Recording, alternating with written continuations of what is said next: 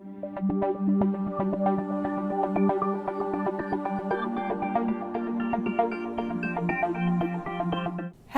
this is Education 099 College Success from Bossier Parish Community College's Open Campus. My name is Dr. Young. Today we're going to be going over Module 6, which is Monitor Reading Textbooks. The first decision you need to make about your textbooks for your class is, do you get an ebook or a textbook? Now, I know what you're thinking. You're saying the first decision is whether or not you buy your textbook. Let me tell you, that should never be your first consideration. You can call and ask your professor if you need the textbook. Chances are they're going to say, well, it's up to you, it's your decision. The decision should be you need your textbook for class. Only when you get an unequivocal no do you not get your textbook. An ebook is an electronic book that can be downloaded to a tablet or your computer. I have several students that use ebooks in my classes. I find nothing wrong with them. They are able to highlight just like they do with a regular book. They are even able to make notes in the margins of the book just as with a real textbook. I think it certainly would be lighter to carry around a computer full of ebooks than it is a backpack full of textbooks. But again, I believe it's a personal decision. Do you feel like you could integrate better with a hard copy book that's sitting in your lap or with an electronic version?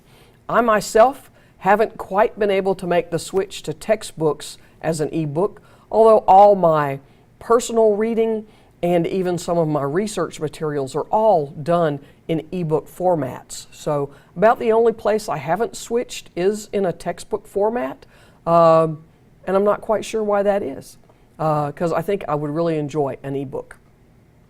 Another problem with textbooks that we have to face is it's not a novel. You might say, well, I don't like to read. Trust me, I'm not sure anybody likes reading textbooks. The information is very dense. It's thick. There's a lot of information that you need to know.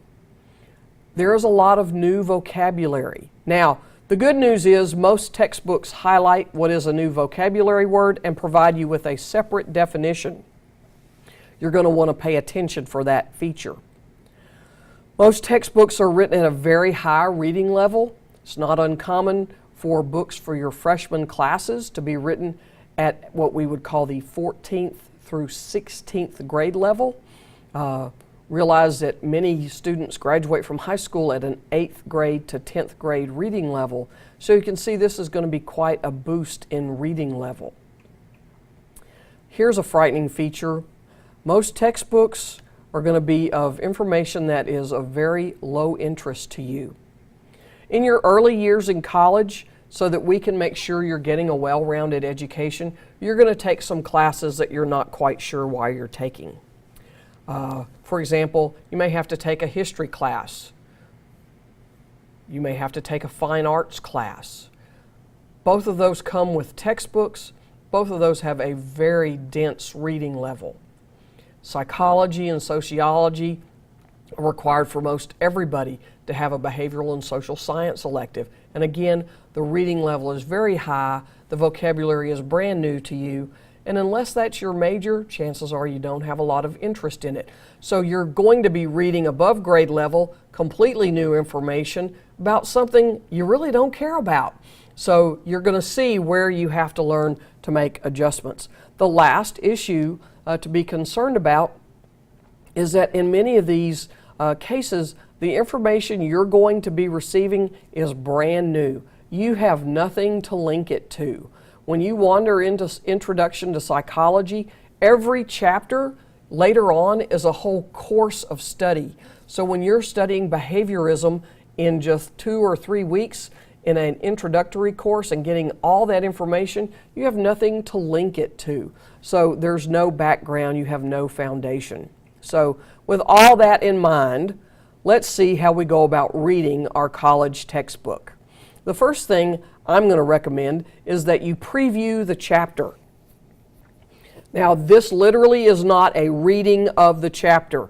Preview the chapter, flipping through the pages, jot down any questions that you have about things that come up. For example, when you see a map in a history book, if you don't know what it is, you might want to, where is this? Flag things that you don't know. All of a sudden they're introducing this strange person's name in your history book. What is this? When you're looking at your algebra textbook and there's a formula there, you have no idea what that is. Maybe draw a question mark next to it or an arrow to it so you pay attention to it. This might be a good time to invest in a whole bunch of little bitty post-it notes or flags that you can stick in the book to draw your attention to this. Now, something many students commonly do is skip over anything that's not regular text. Many books put in subtext. My book in particular calls one Reconnecting with Research, which has some great information in it, but because it's in a box by itself, students often skip over it. One thing students commonly skip over is the summary at the end of the chapter. I might suggest that you read it first because it's going to highlight all the important stuff that's in that chapter. Once you've previewed the information, I'm going to suggest that you then read 10 pages at a time. Ask yourself questions as you're reading. Did I understand this? Outline as you go. This helps you read quickly and with comprehension. Think about who you already know or relate to, and what you don't know, look up.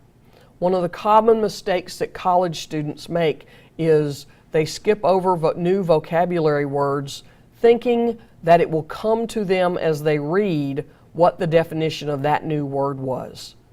Let me just tell you, it's not going to happen. You're going to need to stop and look that word up. Now, the good news is you don't even have to go that far anymore. If you're using an electronic reader, you probably can tap it and a dictionary will open.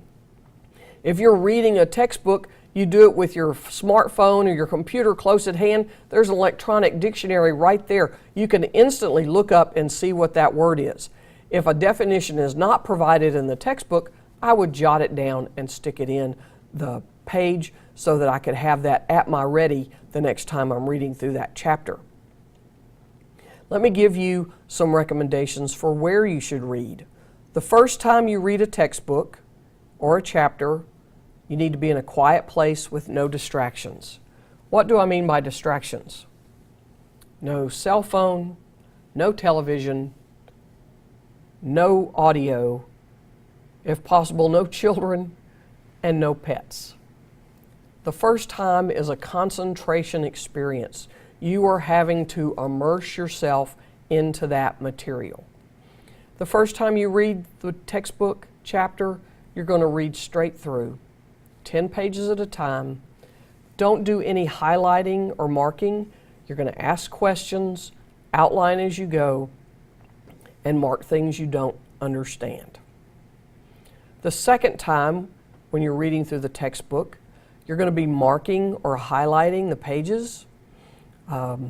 This could be in the company of some soft music, other people. It might be a great place to do it in the library. You could even do this with other classmates who are also looking at the same material because together you might find the real keys and thesis statements of a paragraph rather than over highlighting.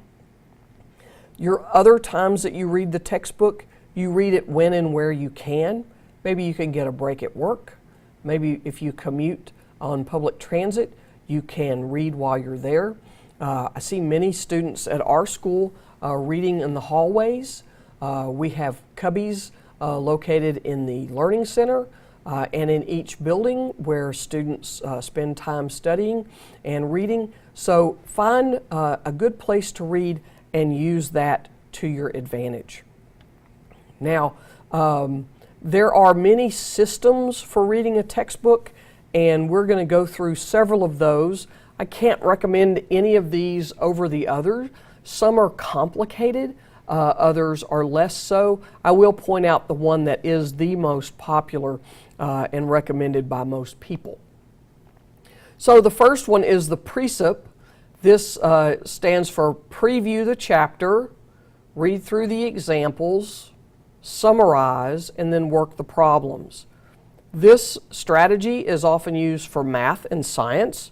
It is quite a good system. So it does involve previewing the chapter, reading the examples that are given, summarizing the information, and then working the problems. Again, when we're talking about math or science, you don't work the problems just one time. You work them over and over again. Many schools now have access to computer systems that will keep generating new and different problems for you to work in different sections of the textbook. Take advantage of that when working math and science problems. The next system is the S-Run-R. This is survey. Survey is a fancy word for preview. You might want to use that instead of preview. Read through the chapter, underline. We also call that highlighting.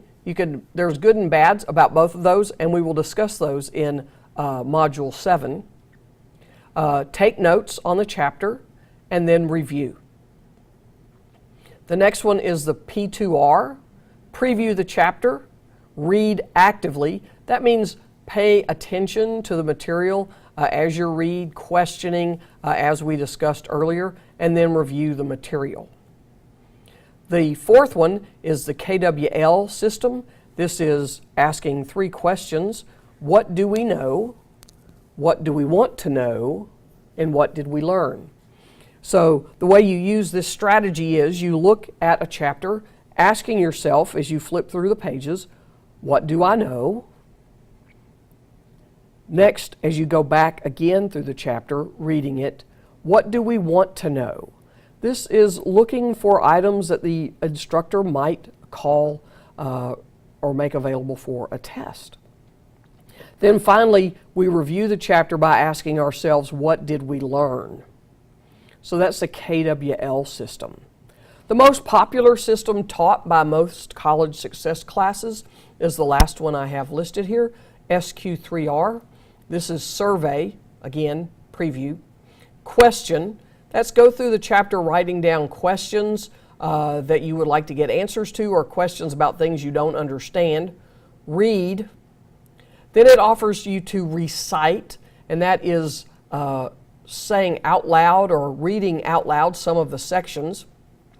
That's particularly important because it offers you another way to learn or hear the information when you're reading it out loud to yourself.